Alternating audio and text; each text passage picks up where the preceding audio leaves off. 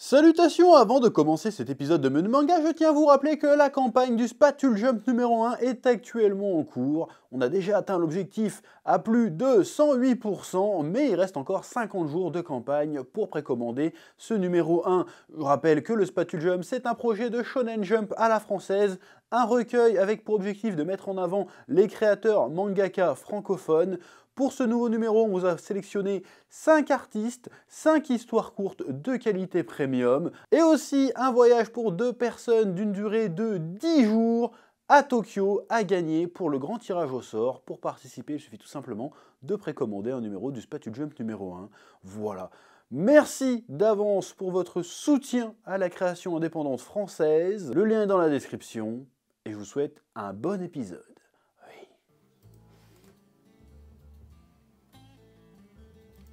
Bon, bande de trous de balles, vous allez me trouver des idées de vidéos tout de suite. Allez, proposez des trucs là.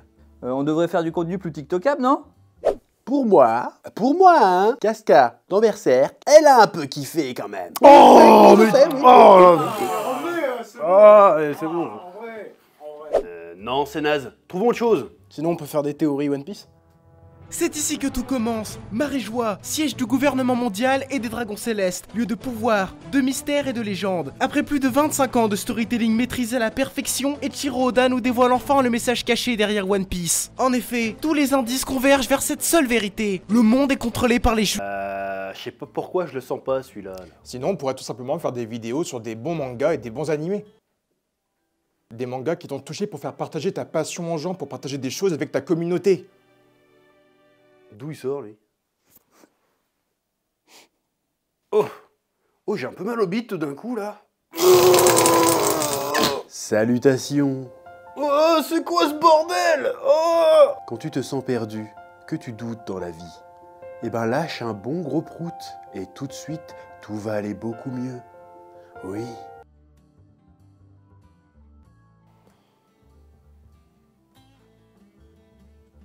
C'est complètement débile, mais du coup, j'ai mon sujet de vidéo.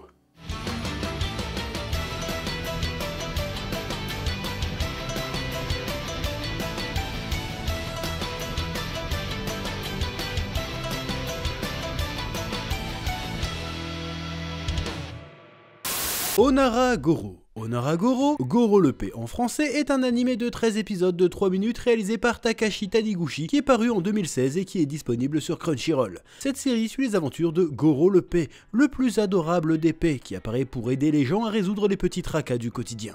Oui, c'est un vrai synopsis et cet animé existe vraiment.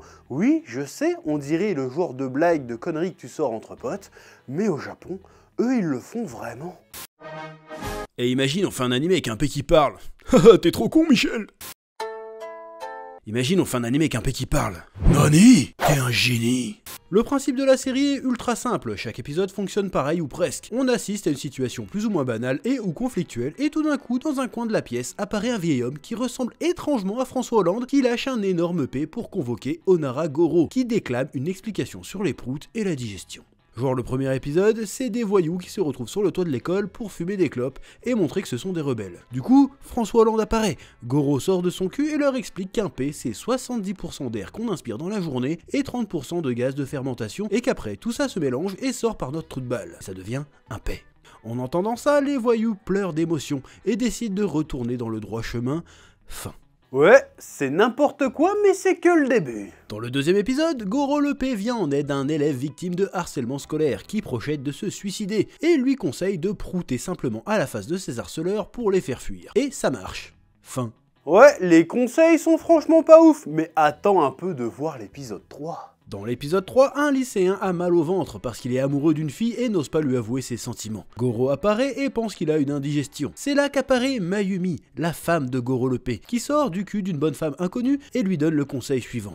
Quand tu déclares ta flamme, t'as 50% de chance de te faire rejeter. Mais même si tu te prends un râteau, maintenant que la personne sait que tu l'aimes, eh ben ça augmente tes chances de réussite. Alors recommence et insiste jusqu'à ce que ça fonctionne. Oui, Madame Prout encourage le harcèlement. Mais attends, plus l'animé avance, plus ça devient absurde et débile. Il y a un épisode en mode school life romance entre deux P adolescents. Il y a un épisode d'horreur autour d'un P maudit. C'est n'importe quoi. Le style graphique est absolument immonde. On dirait qu'un mec a fait ça tout seul dans sa cave. J'ai maté tous les épisodes à la suite tellement j'ai été pris de sidération. Il y a des passages tellement lunaires que tu ne sais pas si tu dois rire ou si t'es en train de faire un AVC. Cette série dégage quelque chose de malsain, de dérangeant, mais globalement, c'est quand même drôle. Et je vous ai pas parlé de Landing qui de prime abord est complètement débile. Je veux dire, mate-moi ça, un groupe d'idoles Lolita qui chante et qui danse accompagné d'un P en 3D sur une musique kawaii entraînante. C'est marrant, mais plus tu regardes cet ending, plus tu regardes les détails, plus il devient glauque. Je veux pas faire de mauvais jeu de mots, mais pour moi il y a clairement un truc qui pue avec cet ending. Putain mais regarde la gueule des murs dégueulasses et la salle de danse finale qui est délabrée et en bordel avec un vieil écran pourri. Regarde la qualité des costumes AliExpress des idoles, la colorimétrie jaunâtre et la qualité exécrable de la 3D, et tu ajoutes à ça qu'il y a de bonnes chances que les meufs soient encore mineures. C'est un tournage clandestin dans des backrooms ou quoi là? C'est financé par la mafia pour blanchir de l'oseille en fait, c'est ça? Je vous conseille quand même de jeter un œil à Onara Goro. Alors je pourrais vous citer encore des dizaines de scènes complètement absurdes et délirantes, mais pour vraiment comprendre l'ampleur du bazar, il faut vraiment le voir par soi-même. Et si t'enchaînes les 13 épisodes d'un coup sans t'arrêter d'une seule traite, à la fin t'auras l'impression d'être bourré sans avoir bu d'alcool.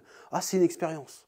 Seiko Boys. Seiko Boys est un animé de 12 épisodes de 8 minutes paru en 2016 par le studio Liden Film. La série nous narre les aventures de la jeune Miki qui se retrouve du jour au lendemain comme manager d'un groupe d'idoles masculines composé de 4 membres, Saint Giorgio, Médicis, Hermès et Mars, qui s'avèrent être des bustes en plâtre inspirés de la mythologie grecque. Oui? Oui! On se pose tous exactement la même question. Mais pourquoi faire? Bon, une partie de l'explication, c'est que l'anime est en partie produit par une chaîne de magasins de matériel d'art. Mais à part ça, sinon il n'y a aucun rapport. Oui, je sais, nous n'avons toujours pas d'adaptation animée de Sunken Rock, ou même de 4ème saison d'Hajime no Ippo. Mais un animé avec des statues en plâtre qui chantent, ça on l'a, ouais. Imagine un boys band avec des bustes en plâtre qui chantent. T'es vraiment con, Michel. Imagine un boys band avec des bustes en plâtre qui chantent. Le concept est complètement nawakesque. Ils ont même été jusqu'à réellement faire une vraie chanson et un vrai clip avec des bustes en plâtre qui chantent. Tout le monde dans la série trouve ça parfaitement normal que des bustes en plâtre soient vivants, et la majeure partie des blagues tourne autour du fait que ce sont juste des bustes en plâtre qui chantent en fait. Et l'idée est marrante, et la tronche de cette statue me fait trop rigoler sa race. Mais le problème, c'est qu'au visionnage, une fois la surprise passée, on se fait vite chier en fait, hein. On pourrait s'attendre à ce qu'au moins on ait le droit à des numéros musicaux un peu stylés et originaux, mais non, c'est toujours la même chanson qui fait office d'ending d'ailleurs. Quant à l'animation, je saurais pas te dire si c'est du génie ou si c'est une escroquerie totale. Parce que les bustes en plâtre, ils sont pas dessinés, hein, c'est juste des photos de vrais bustes en plâtre sous différents angles, et ils ne se sont même pas fait chier à leur animer une bouche lorsqu'ils parlent, attention. Non, c'est juste doublé par-dessus des fichiers JPEG qui gigotent à peine. Pour le culot de l'avoir tenté, j'ai quand même envie de dire génie. On sent bien qu'au-delà de la blague, l'anime essaye de rendre ses personnages attachants et sympathiques, et tente aussi peut-être d'apporter une certaine critique sur le milieu du show business japonais, qui use et abuse de ses jeunes talents comme si c'était de simples objets de décoration, dont on use et abuse sans prendre en compte leurs sentiments. Non, même moi j'y crois pas à mes conneries, en fait c'est juste un anime qui est vraiment débile, mais contrairement à Onara Goro, il manque ce petit génie dans sa débilité. Du coup c'est jamais vraiment surprenant, et on fait assez vite le tour du concept, et en plus le rythme est vraiment à chier. En vrai, il y a une situation de début et un gag de fin, mais on devine le gag de fin au bout de 2 minutes, du coup on se fait chier vite fait avant d'arriver à la fin. Et si t'arrives à te faire chier durant un épisode de 8 petites minutes, c'est quand même que c'est bien pourri. Ça aurait été clairement plus digeste en épisode de 3 ou 4 minutes en vrai. Bref, celui-là je recommande pas, mais comme je me le suis tapé, j'ai décidé d'en parler quand même pour rentabiliser. Hein, voilà. Akikan. Akikan est un animé de 12 épisodes de 23 minutes, classique. Paru en 2009, il s'agit d'une adaptation semble-t-il assez libre d'un light novel du même nom, écrit par Riku Ranjo. Ça nous raconte l'histoire de Kakeru, un jeune lycéen bien vicelard qui un jour va se prendre une canette tranquille à un distributeur en bas de chez lui. D'ailleurs, il allume le distributeur en mode « Alors, il suffit que je te donne une petite pièce pour que tu t'ouvres à moi, hein, gourmande ?» Oui, c'est un détraqué. Il choisit alors une canette de melon soda, puis commence à la boire chez lui, peinard, à poil, parce qu'il sort de sa douche. Et bim, la canette se transforme en une magical girl et lui roule une pelle. Du coup, il croit qu'il rêve et il essaye de ken la canette. Je me demande quand même comment l'auteur a eu l'idée à la base.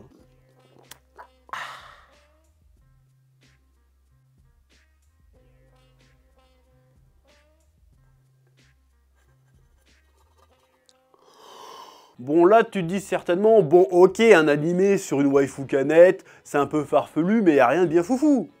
Laisse-moi finir. La jeune fille canette qui se fait baptiser Melon est une Akikan, canette vide. Mais ce n'est pas la seule, il y a aussi Budoko, la Loli Akikan qui est l'Akikan du jus de raisin, et Yel, l'Akikan de la Sportwater, un genre de Powerade japonaise. Ainsi que tout un tas d'autres Akikan répartis à travers le Japon qui ont chacune des pouvoirs spécifiques pour faire la bagarre entre elles. Et tu te demandes très certainement pourquoi? Eh bien, le programme Akikan a été mis en place par le gouvernement japonais pour opposer les Akikan issus de canettes en aluminium aux Akikan issus de canettes en acier, pour déterminer lequel des deux types de canettes est le meilleur. Ah, tu trouves ça débile?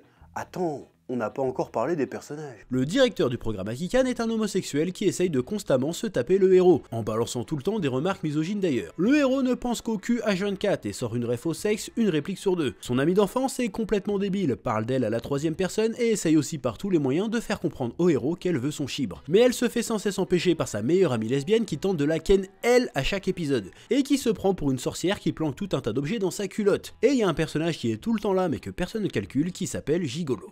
Ah oui, et faut aussi que je t'explique 2 minutes le fonctionnement des Akikan. Ah, t'es pas prêt? En fait, pour activer leur forme humaine, il faut boire à la bouche. Du coup, l'Akikan devient humaine et tu te retrouves à lui rouler un patin. Elle profite du baiser pour se recharger en gaz carbonique. Si tu tires sur la languette qu'elles ont sur l'oreille, elle se rechange en canette, mais continue de pouvoir te parler. À un moment, le héros a une petite soif, il a envie de boire son melon soda, mais il a pas envie que la meuf se transforme parce qu'elle lui casse un petit peu les couilles. Du coup, il décide de boire dans sa canette en utilisant une paille. Et évidemment, il se passe ça. Tout ou presque dans cet animé est là pour faire des allusions salaces. Rien que le concept des Akikan et tout ce qui tourne autour du personnage de Melon, bah c'est ça en fait. Melon qui se dit que c'est une canette qui sera rejetée dès que les gens auront fini de boire son jus, qui veut absolument que Kakeru boit son jus à elle, mais en même temps, elle veut pas trop le donner facilement pour pas passer pour une salope, enfin je veux dire une canette bas de gamme, mais en même temps, elle veut pas que Kakeru boit le jus d'une autre canette. Mais pour peu qu'on soit sensible à l'humour graveleux et aux sous-entendus pas subtils, c'est une petite robe-com sympatoche, qui propose même des giga-bastons entre Magical Girl canettes, il y a même des canettes des ténèbres et tout le tout team. Et de temps en temps, la série parvient à aborder le sujet de la sexualité de manière certes un peu désinvolte, mais quand même plutôt bienveillante. Ouais. Bikini Warrior. Bikini Warrior est une série d'animation de 12 épisodes de 4 minutes parue en 2015. Adaptation d'une franchise de figurines créée par Obi Japan. Bonjour à tous, aujourd'hui je vais vous expliquer notre stratégie pour vendre plus de figurines. Ça se passe en 3 points, c'est assez simple. Étape 1, des nichons. Étape 2, des culs. Étape 3, on ramasse le pognon. Voilà, est-ce qu'il y a des questions? Alors jusqu'ici tu vas me dire, oui bon ça va, c'est juste un énième animé fanservice, on en a vu d'autres, y a rien de foufou. Non, t'as pas compris. Là, le niveau est tel que c'est pas un animé fanservice, non. C'est du fanservice animé le bordel. 90% des plans, c'est des nichons qui gigotent sans prendre en compte les règles de la physique, c'est des culs qui se cambrent dans des angles impossibles, il y a des scènes entières de dialogue où l'on ne voit même pas les visages des meufs, c'est juste des culs qui répondent à des boobs, et vice versa. J'imagine pas la tronche des animateurs qui ont bossé dessus, hein. J'ai envie de baiser. Des fois, ça va un peu loin quand même, hein. Il y a des scènes limite où on est à la limite du no port soft. Et encore, je te parle de la version tout public, parce que oui, il y a une version non censurée. Et là, ça se cache même plus. Bien évidemment, j'ai regardé les deux, mais par conscience professionnelle. Attention. Mais au-delà de ce côté érotico-vulgaire un peu facile, force est de constater que l'animé est plutôt très drôle en fait. En plus, les épisodes sont assez courts, hein, à peine 4 minutes. Moi, 4 minutes, ça me suffit. Mais ça met en scène de petits sketchs qui parodient les éléments classiques de JRPG. Par exemple, il y a un épisode où les héroïnes se retrouvent en galère de thunes. Là, elles se souviennent que ce sont des héroïnes. Du coup, elles rentrent chez les habitants, retournent la baraque et lootent tout ce qu'il y a à looter. Elles prennent même les économies d'un petit qui est économisé pour le cadeau d'anniversaire de son papa. Pour se donner bonne conscience, elles promettent d'utiliser tout cet argent et le loot pour sauver le royaume, pour au final simplement se payer des vacances de luxe, avant de se faire attraper et lyncher par les villageois. Il y en a un autre où elles se cassent le cul à faire des quêtes secondaires données par un villageois pour qu'il leur donne la clé d'un trésor, pour au final qu'ils leur disent « La clé était dans votre cœur depuis le début, et le trésor c'est le fait d'avoir aidé votre prochain ». Et du coup elles défoncent le mec pour se venger. Ou il y en a un où elles veulent à tout prix acheter un bâton magique sacré pour la mage avant de raider un donjon. Alors elles vendent leur vieille armure bikini à des vislards, ainsi que leur loot en trop, genre des potions de mana et tout le tout team. Pour à la fin arriver au bout du donjon, être sur le point de crever parce qu'elles n'ont plus de potions de mana, elles tombent sur un coffre et bim, elles trouvent le même bâton sacré qu'elles viennent d'acheter. C'est plein de petites parodies assez bien vues en vrai. C'est un espèce de Camelot, mais avec des gros nibards.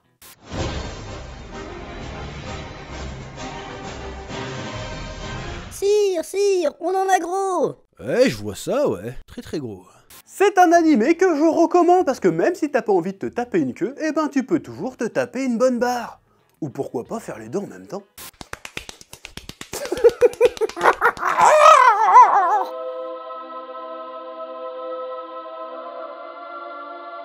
J'ai atteint le plaisir ultime. Oui. Voilà, c'était une petite sélection d'animés débiles et absurdes à regarder si tu veux te taper une bonne barre ou juste être ébahi par la débilité. Si vous en connaissez d'autres, n'hésitez pas à en proposer dans les commentaires. N'hésitez pas non plus à me suivre sur Instagram, ça s'affiche là et c'est dans la description. Et je vous dis à bientôt, que la passion vous guide. Oui. Eh oh, tu vas pas te barrer comme ça, hein? Tu vas laisser un pouce bleu? Un petit pouce bleu, hein? Puis tu regardes aussi les autres vidéos? Parce que voilà, tu t'abonnes? Ouais?